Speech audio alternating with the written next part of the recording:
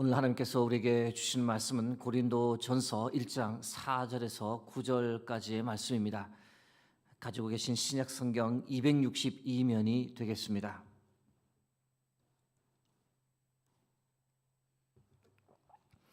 허락하신 말씀 교독하겠습니다. 그리스도 예수 안에서 너희에게 주신 하나님의 은혜로 말미암아 내가 너희를 위하여 항상 하나님께 감사하노니 이는 너희가 그 안에서 모든 일 곧 모든 언병과 모든 지식에 풍족함으로 그리스도의 증거가 너희 중에 견고하게 되어 너희가 모든 은사에 부족함이 없이 우리 주 예수 그리스도의 나타나심을 기다림이라. 주께서 너희를 우리 주 예수 그리스도의 날에 책망할 것이 없는 자로 끝까지 견고하게 하시리라.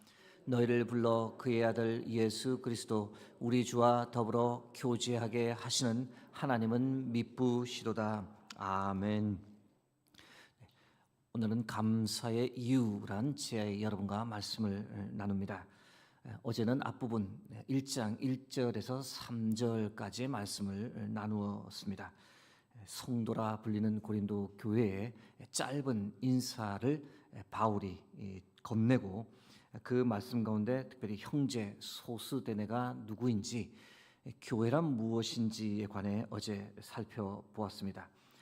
오늘 1장 4절 말씀부터는 감사하다라는 말을 바울이 고린도 교회 성도들에게 전합니다. 1장 4절 후반부입니다. 내가 너희를 위하여 항상 하나님께 감사하노니. 고린도 교회 성도들을 생각할 때마다 바울이 하나님께 감사했습니다. 어떤 이유 때문이었을까? 오늘 본문에 그 이유 5가지가 나옵니다. 그것을 하나씩 여러분과 나누도록 하겠습니다. 첫 번째 감사한 이유는 하나님의 은혜 때문이었습니다.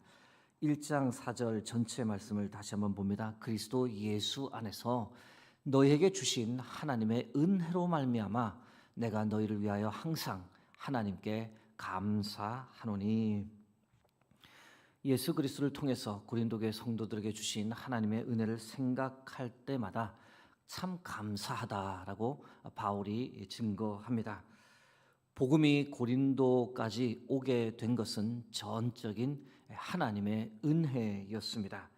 바울이 2차 전도 여행을 시작하면서 고린도에 오게 될 줄은 꿈에도 몰랐습니다. 2차 선교 여행을 시작할 때 1차 선교 여행 때 가지 못했던 특별히 소아시아 서쪽 지역들을 꼼꼼히 다닐 계획이었는데, 그런데 어떤 일이 중간에 일어났습니까? 밤이었는데 환상에 마게도냐 사람이 나타나더니 마게도냐로 건너와서 우리를 도우라라는 메시지를 듣게 되었습니다. 여기서 마게도냐는 이제 그리스 북쪽을 가리킵니다. 자신이 계획했던 것과는 달랐지만 성령의 인도하심을 따라 바울은 즉시 배를 탔고 그래서 튀르키예에서 그리스로 넘어가게 되었습니다. 그때 제일 먼저 방문한 곳이 어디였을까요? 빌립보였습니다. 자주색 옷감 장사 루디아를 그곳에서 만났고 그녀의 집에서 유럽의 첫 가정교회가 탄생하게 되었던 겁니다. 그곳에서 귀신 들린 여종을 고쳐주었다가 억울하게 매를 맞고 감옥에 갇히는 일도 있었는데, 거기서 기도하고 찬양했을 때 옥문이 열리고 착고가 풀렸던 기적이 일어났던 곳 바로 빌립보였습니다. 두 번째로 간 곳은 어디였느냐? 마게도냐의 수도 데살로니가였습니다. 그곳에서 3주 정도 머물며 유대인 회당에서 안식일마다 말씀을 강론하고 예수가 그리스도임을 증거했습니다. 그때 많은 헬라인과 기부인들이 주께로 돌아오는 역사가 일어났습니다. 그러나 믿지 않는 유대인들이 바울을 핍박했는데 그 일로 밤중에 급히 피신하게 되었던 일도 있었습니다. 세 번째 전도지는 베레아였습니다. 데살로니가 사람들보다 베레아 사람들이 마음이 더 너그러웠고 그리고 간절한 마음으로 매일 성경을 상고했다라고 성경이 기록합니다. 그곳에서도 성공적으로 가정교회가 세워졌습니다. 그러나 이전 데살로니가에서 바울을 핍박하던 유대인들이 이 베레아까지 쫓아와서 바울을 계속 핍박했던지라 그곳을 떠날 수밖에 없었고 멀리 아덴, 지금의 아테네까지 가게 되었습니다. 네 번째 방문지가 아덴, 아테네였습니다. 아테네는 잘 아시는 대로 철학과 우상의 도시였는데 그곳에서 특별히 회당에서는 유대인들에게 복음을 전하고 장터에서는 일반 헬라인들에게 복음을 전하며 그들과 변론했습니다. 사람들의 호기심을 이끌어내었고 아레오바고 언덕에서 복음을 전할 기회도 있었는데요. 그러나 안타깝지만 이 아덴에서는 복음의 열매가 그리 많지는 않았습니다. 그래서 성경에도 아덴 교회라고 하는 표현은 나오지 않는 겁니다. 이 아덴, 아테네를 떠나서 다음에 온 도시가 어디였느냐? 바로 고린도였습니다. 이 고린도에 오기까지의 과정을 제가 말씀을 드렸는데 이 과정 생각할 때마다 바울이 하나님의 은혜에 참 감사했습니다. 하나님 친히 이곳까지 고린도까지 이끌어 주셨기 때문에 올 수 있었다는 겁니다. 환상을 통해 마게도냐를 건너라고 하셔서 그렇게 했더니 또 비록 중간에 감옥에 갇히기도 하고 유대인들로부터 많은 핍박을 받아 피신하는 일도 있었지만 그 또한 다 하나님의 인도하심이었고 그 부르심 따라 이동하다 보니 이 고린도까지 오게 되었다. 그래서 여러분들을 만나고 복음을 전하게 되었다. 이 모든 것이 하나님의 계획이고 섭리였다. 지금 바울이 고린도 교회 성도들 향해 감사하다. 그 모든 것이 하나님의 은혜였다라고 말하는 것이 바로 이 부분입니다. 고린도 교회를 생각하며 바울이 하나님께 감사했던 이유 두 번째는 고린도 교회 성도들이 특별히 모든 언병과 모든 지식에 풍족했기 때문입니다. 1장 5절 말씀입니다. 이는 너희가 그 안에서 모든 일, 곧 모든 언병과 모든 지식에 풍족함으로 무슨 뜻이냐? 고린도 교회 성도들 중에 똑똑한 사람들이 많았다라는 뜻입니다. 고린도가 아테네에 가깝다 보니 고린도 사람들도 보통이 아니었던 거죠. 철학과 학문을 좋아했고 논쟁하며 또 새로운 것 듣기를 좋아했습니다. 논리적이고 유창하게 말 잘하는 사람들이 많았고 세상의 이치, 세상의 학문에 밝은 사람들이 많았다는 겁니다. 이 부분에 있어서는 아테네 사람들과 비슷한 면이 있지만 결과는 매우 달랐습니다. 아테네에서는 복음을 받아들인 사람이 그리 많지 않았던 반면에 고린도 사람들은 복음을 잘 받아들였고 그래서 그들을 기초로 고린도 교회가 잘 세워질 수 있었던 것, 그것을 생각할 때마다 바울이 하나님께 감사했습니다. 고린도 교회를 생각하며 바울이 하나님께 감사했던 이유 세 번째는 고린도 교회 성도들이 복음 위에 견고하게 잘 서 있었기 때문입니다. 16절 말씀입니다. 그리스도의 증거가 너희 중에 견고하게 되어. 그리스도의 증거는 복음을 뜻합니다. 이 복음이 견고하게 자리 잡았다라고 하는 이 말의 의미가 무엇일까? 두 가지 의미인데 하나는 복음을 참 잘 이해했고 아멘으로 순수하게 잘 받아들였다는 겁니다. 예수님의 동정녀 탄생, 예수님의 십자가 죽음뿐만 아니라 3일 만에 부활하셔서 하늘로 승천하셨다라고 하는 사실, 이 예수님에 관한 메시지를 의심 없이 고린도 교회 성도들이 잘 수용하고 아멘으로 화답했다는 겁니다. 이전 도시 아테네에서는 사람들이 예수 부활에 대한 이야기를 듣고 상당한 거부감을 표현한 반면 고린도에서는 예수 부활 이야기 역시 아멘으로 잘 받아들였다. 바울이 그런 고린도 교회 성도들을 생각할 때마다 감사하고 또 감사했던 겁니다.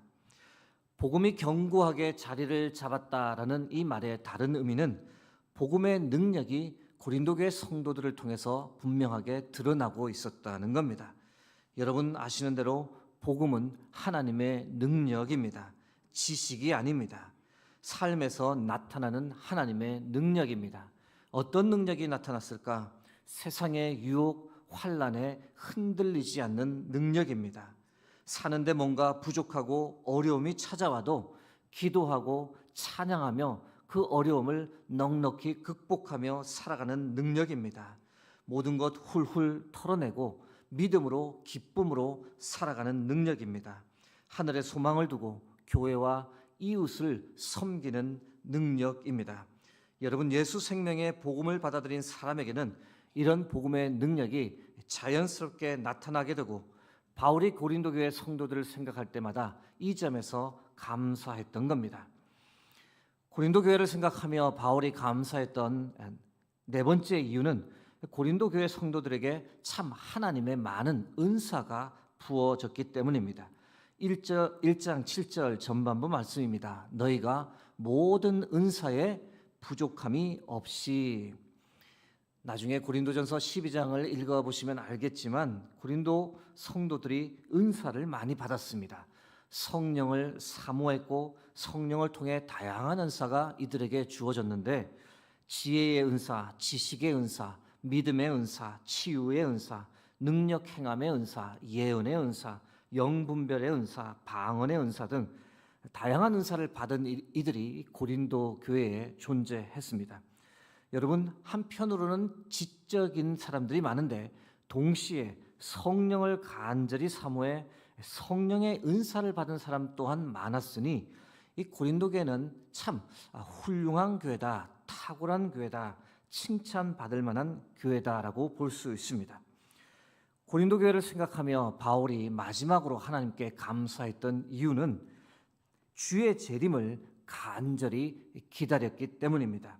1장 7절 후반부 말씀입니다. 우리 주 예수 그리스도의 나타나심을 기다림이라. 참 훌륭하고 대단한 교회, 동시에 주의 재림을 기다리는 자세도 성도들 사이에 너무 좋았던 겁니다. 무엇을 말하느냐? 세상이 아니라 다시 오실 주님께 소망을 두고 고린도 교회 성도들이 살아갔습니다. 대부분의 사람들은 세상 삶에 욕심을 많이 냅니다. 성공하겠다고, 돈 좀 벌어보겠다고, 남들보다 더 행복하게 살겠다고, 더 재밌게 살겠다고, 이런 것을 인생 목표 삼고 살아가는데, 그러나 고린도 교회 성도들은 달랐습니다. 세상에 연연하지 않았고 욕심을 내지 않았습니다. 허망한 세상에 소망을 두지 않고 덧없이 사라질 것에 소망을 두지 않고 하늘나라에 소망을 두고 주의 재림에 소망을 두고 살았습니다. 이런 고린도 교회 성도들을 생각할 때마다 바울이 하나님께 감사하고 또 감사했던 겁니다. 이제 말씀을 우리의 삶에 적용해 봅니다. 사랑하는 성도 여러분, 우리도 고린도 교회 성도들처럼 주의 재림을 간절히 기다리며 이 땅의 삶을 살아갈 수 있기 바랍니다. 우리 신앙인에게 가장 큰 소망, 가장 큰 힘과 위로가 무엇이겠습니까? 다시 오실 주님을 만나는 겁니다. 꿈에라도 뵙기를 소망하는 주님을 얼굴과 얼굴을 맞대어 보는 겁니다.